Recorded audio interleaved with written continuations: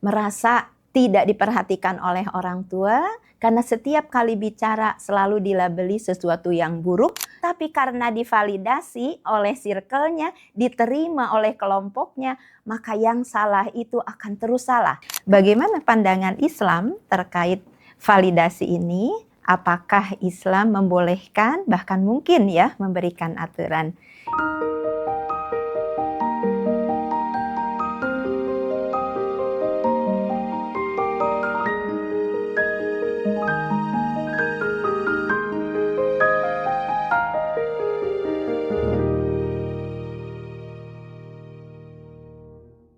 Bismillahirrahmanirrahim. Assalamualaikum warahmatullahi wabarakatuh. Alhamdulillahirabbil alamin. Allahumma shalli wa sallim wa barik ala sayyidina Muhammad wa ala alihi wa sahbihi ajma'in. Allahumma rabbi syrah li sadri wa yassir li amri wahlul 'uqdatam min lisani yafqahu qawli. Amin ya rabbal alamin. Sahabat muslimah yang dirahmati Allah, semoga kita semua senantiasa dalam keberkahan, dimudahkan segala urusan, bahagia ya, dan tentu saja kita selalu dalam perlindungan Allah Subhanahu wa taala. Amin ya rabbal alamin. Sahabat, akhir-akhir ini ya banyak berkembang baik itu di dalam pergaulan maupun di dalam materi-materi parenting ya terkait dengan istilah validasi emosi. Ya, orang meminta untuk divalidasi emosinya, ya. Lalu apa itu validasi emosi? Dan yang paling penting, bagaimana pandangan Islam terkait validasi ini? Apakah Islam membolehkan, bahkan mungkin ya, memberikan aturan? Itu yang akan kita bahas, sahabat. Kalau saya membaca dari literasi ya atau artikel-artikel yang membahas tentang validasi emosi ini, sebenarnya ini mengerucut kepada ya ingin diterimanya emosi, perasaan seseorang tanpa ada penilaian benar atau salah.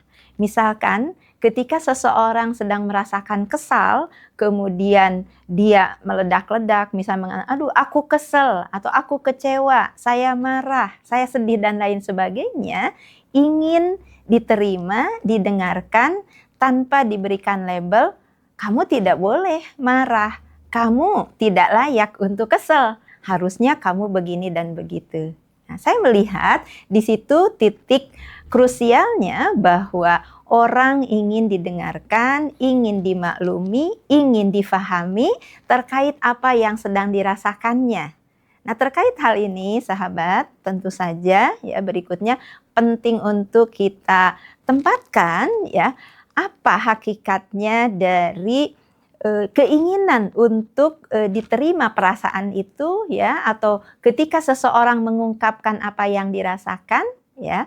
Sahabat muslimah yang dirahmati Allah, perasaan ya ini terkait dengan fitrah. Perasaan ya kalau dari sudut pandang Islam kita merasa sedih, bahagia, kecewa ya, kemudian mungkin galau dan lain sebagainya.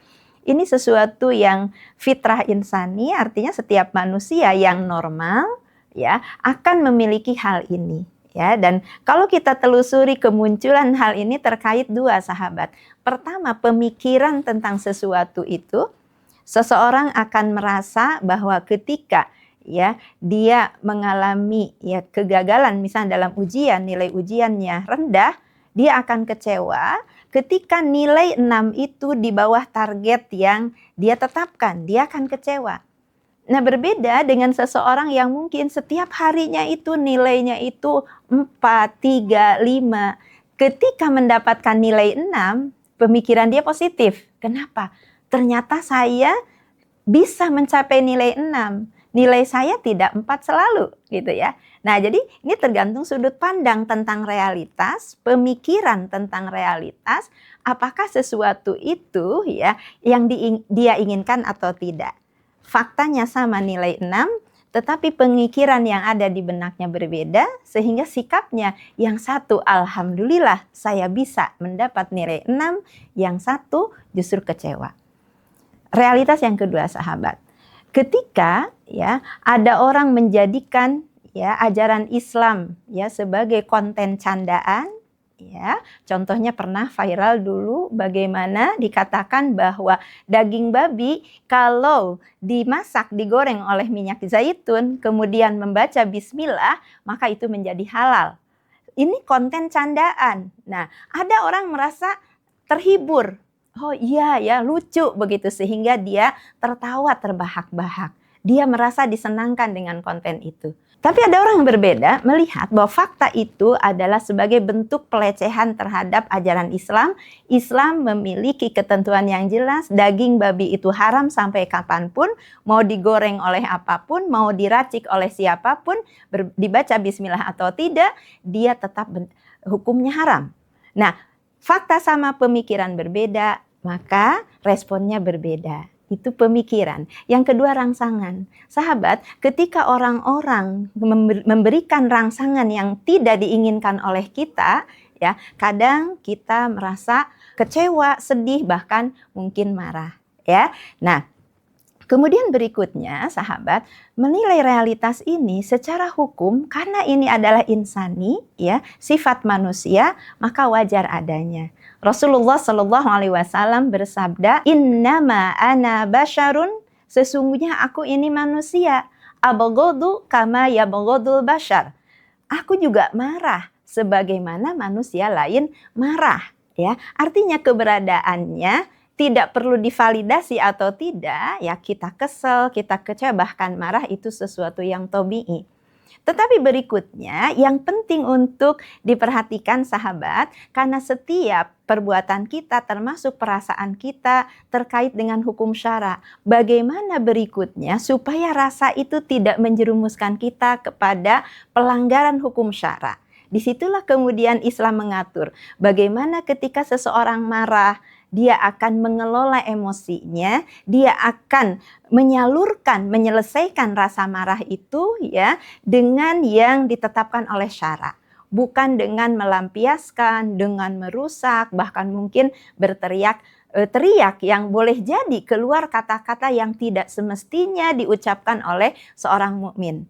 Jadi berikutnya bagaimana kita mengetahui hukum Islam terkait marah bagaimana, ketika kita kesal bagaimana, ketika ya kita tersinggung seperti apa, ya. Dan di sinilah letak urgensinya seorang muslim tahu hukum syara. Berikutnya sahabat, terkait validasi emosi ini ya, penting untuk kita memahami ketika dalam kehidupan rumah tangga, bagaimana orang tua menghadapi anak, bagaimana seorang istri menghadapi suami ya. Kadang urusan emosi ini menjadi sesuatu yang krusial.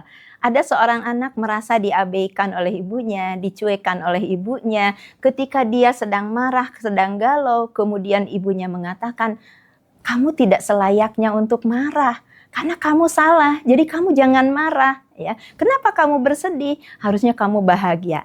Tanpa orang tua itu mendengarkan, kenapa anak merasa sedih? Kenapa anak merasa marah? Kalau sekali mungkin tidak akan ada masalah. Tapi kalau itu berulang kali, ketika anak menyampaikan ekspresinya, saya sedang sedih, saya sedang galau, lalu oleh ibunya sudah dilabeli bahwa kamu tidak boleh begitu. Kalau itu berulang, lama-lama akan ada persepsi pada diri anak, percuma saya mengatakan demikian, merasa diabaikan orang tua, ya, merasa tidak diperhatikan oleh orang tua, karena setiap kali bicara selalu dilabeli sesuatu yang buruk. Ya, nah dampak berikutnya ya ada juga yang lari keluar, broken home. Dia ketemu dengan komunitas yang yang lebih membahayakan. Di circle-nya dia didengar, dia diperhatikan, dia divalidasi emosinya. Dan bahayanya apa sahabat?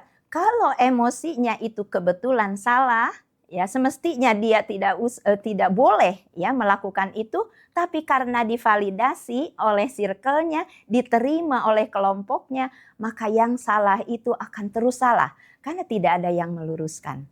Berbeda halnya sahabat, ketika orang tua bisa memvalidasi, bisa mendengarkan anak, bisa menjadi tempat untuk curhatan anak. Orang tua bisa tahu kalau anak salah, orang tua tahu apa solusinya sehingga orang tua bisa meluruskan. Kalau emosi anak itu memang benar, dia prestasi, dia bahagia, maka orang tua bisa mengoptimalkan kebahagiaan itu dengan mensupportnya, sehingga di masa depan anak akan lebih baik, berkah. Ya. Kalau anak tidak tahu, orang tua bisa memberitahu, bisa menunjukkan ke jalan yang benar. Karena itu sahabat, memvalidasi emosi dalam arti ya kita memahami, bukan membolehkan atau bukan membiarkan. Validasi emosi yang dianjurkan, kita memahami apa yang dirasakan oleh lawan bicara kita, oleh anak kita, oleh suami kita. Sehingga kalau sedih kita bisa menghibur, kalau salah bisa meluruskan, kalau benar kita bisa memberi dukun. Itu dibutuhkan. Dan ini terkait dengan skill, kesabaran kita untuk mendengarkan. Semoga sahabat kita sebagai orang tua, sebagai istri, sebagai apapun dianugerahi oleh Allah kemampuan sabar mendengar sehingga bisa memberikan respon yang benar, validasi emosi sesuai dengan ketentuan hukum syara. Amin ya rabbal alamin. Meraih sakinah dengan penerapan syariah secara kafah. Billahi taufiq wal hidayah. Wassalamualaikum warahmatullahi wabarakatuh.